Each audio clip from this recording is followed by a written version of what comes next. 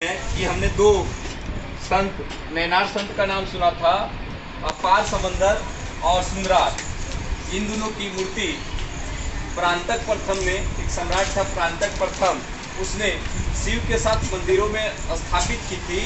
इसकी जानकारी हमें 945 के अभिलेख से मिलता है। एक अभिलेख है जिसका सीरियल नंबर 945 है। उस अभिलेख से पता चलता है कि शिव मंदिर में शिव की मूर्ति के साथ अपार समंदर और सुंदरार की भी मूर्ति स्थापित की गई थी। कौन से राजा ने करवाया था? तो सम्राट प्रांतक प्रथम ने। आप जवाब दे सकते हैं कुछ भी पूछे बीच में।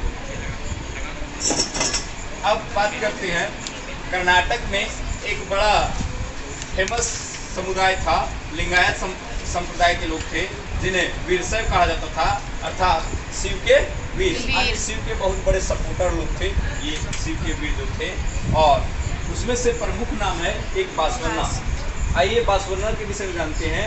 बासवन्ना का जन्म कर्नाटक के ही ग्राम में हुआ था। कर्नाटक राज्य है, उस राज्य में इनका जन्म हुआ बासवन्ना का। 12वीं शताब्दी में हुआ। ये लिंगायत संप्रदाय के संस्थापक थे। प्रश्न ऑब्जेक्टिव में आता है कि लिंगायत संप्रदाय के संस्थापक कौन थे, तो आपको जवाब ध्यान रखना होगा बासवन्ना। ये चोल राजा के मंत्री के पद पर भी थे। इन्हें शिव के वीर कहा जाता है, अर्थात वीरशैव कहा जाता है। शिव के वीर, जितने भी शिव के वीर हैं उन्हें वीरशैव हम कह सकते हैं। लिंगायत संप्रदाय के जो भी लोग थे वे शिव के बहुत बड़े भक्त होते थे। वे बाएं कंधे पर यानी वाम हस्त पर चांदी के पिटारे में छोटा लिंग धारण करके बांधते थे। जितने भी लिंगायत संप्रदाय के लोग होते थे वे चांदी के पिटारे में छोटा लिंग धारण करके बाएं कंधे पर बांधते थे। और इनका एक अलग विचारधारा था। क्या विचारधारा था? ये पुनर्जन्म में विश्वास नहीं करते थे कि मरने के बाद लोगों का पुनर्जन्म होता है, ऐसा विश्वास नहीं करते थे। जबकि ब्राह्मण में था ये विश्वास, ब्राह्मण करते हैं पुनर्जन्म होता है। ये दाह संस्कार में विश्वास करते थे, पुनर्जन्म में विश्वास नहीं करते थे, दाह संस्कार में विश्वास करते थे। और इसके अपोजिट ब्राह्मण जो है दाह संस्कार में के साथ श्राद्ध कार्यक्रम में विश्वास करता है। केवल ये दाह संस्कार में ही विश्वास करते थे। ये साथ ही साथ वयस्क विवाह और विधवा विवाह के भी समर्थक थे। इनका मानना था कि विवाह तभी करना चाहिए जब लोग वयस्क हो जाए। वयस्क होने से, जब वयस्क होने से विवाह होता है तो शरीर पर इसका खराब असर नहीं पड़ता है।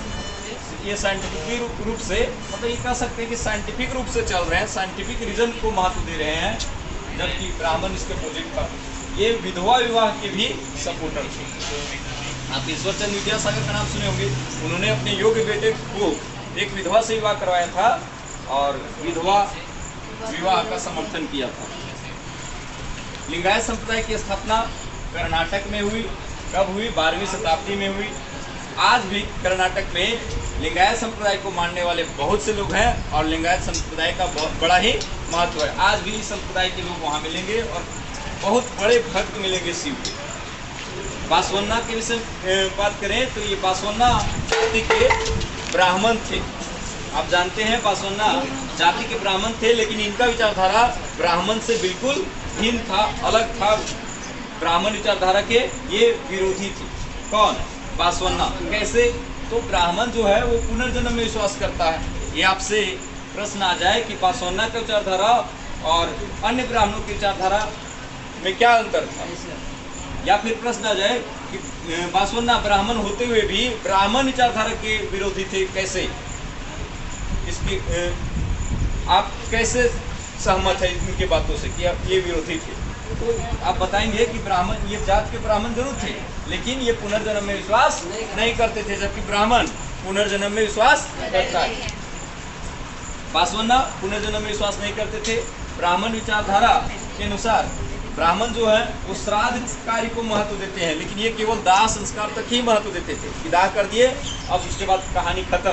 क्योंकि मृत्यु के बाद इनका मानना था कि मृत्यु के बाद, मरने के बाद लोग शिव में ही लीन हो जाते हैं, तो और श्राद्ध कार्य करने की क्या जरूरत, हमें और कहीं स्वर्ग में भेजने के लिए। और आखिर लोग जो करते हैं श्राद्ध कार्य वो क्यों करते हैं? कि लोग का आत्मा शांति हो, कहीं एक भटके नहीं। लेकिन इनका मानना था कि जो आत्मा है वो शिव में ही लीन हो जाता है, तो फिर और कुछ करने की जरूरत नहीं है, दाह कर दो, उसके बाद उसका आत्मा है परमात्मा से मिल गया, कहानी खत्म। ज़्यादा खर्च करने की कोई जरूरत नहीं है। तो इनका मानना था कि मरने के बाद शिव में ही लीन हो जाते हैं, तो कुछ एक्स्ट्रा करने की जरूरत नहीं है।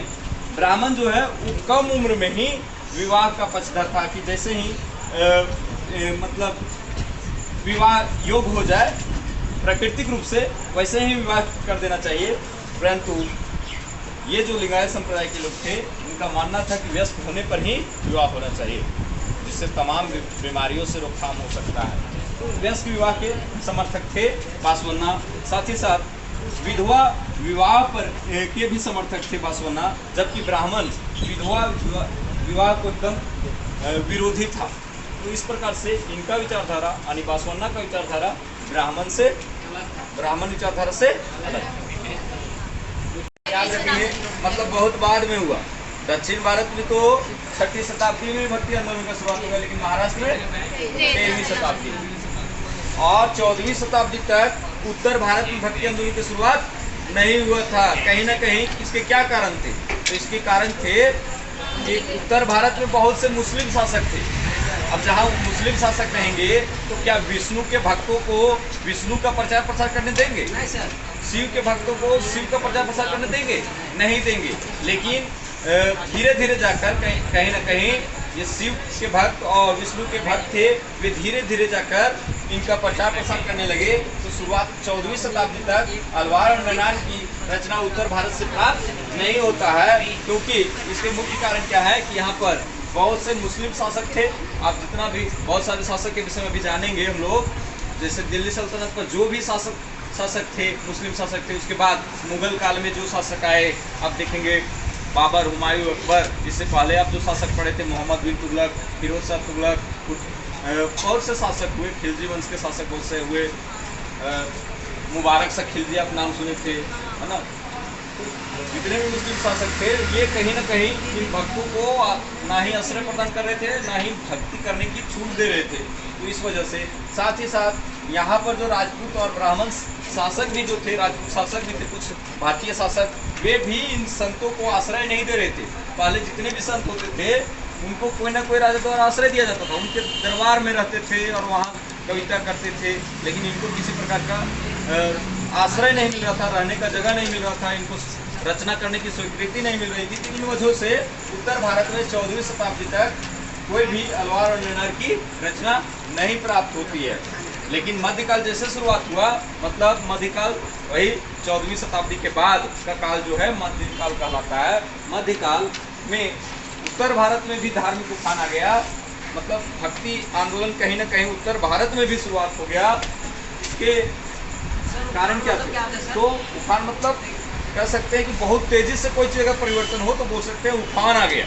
जैसे दूध गर्म होते होते उफान कैसे आता है अचानक से, उस प्रकार से कह सकते हैं बहुत ज़्यादा एकाएक परिवर्तन देखने को मिला उत्तर भारत में। तो इसके कारण थे कि यहाँ बहुत से मंदिरों का निर्माण होने लगा, बहुत से शिव मंदिरों का, बहुत से विष्णु मंदिर का।